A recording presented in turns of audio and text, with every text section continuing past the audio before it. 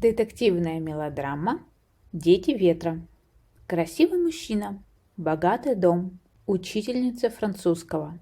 Похоже на начало завораживающего любовного романа. Вот только этим двоим совсем не до любви. У нее муж, который должен больше, чем сможет заработать за всю свою жизнь. А у него дочь с редким генетическим заболеванием, спасти которую может только рождение брата или сестры, идеального донора костного мозга. Пытаясь выжить, они совершают одну ошибку за другой. Но как бы ни хотелось сдаться, выбора нет. Они взрослые, у них есть дети, а значит придется стать счастливыми ради них. Об этом будет детектив «Дети ветра». Не пропустите 26 сентября на ТВЦ.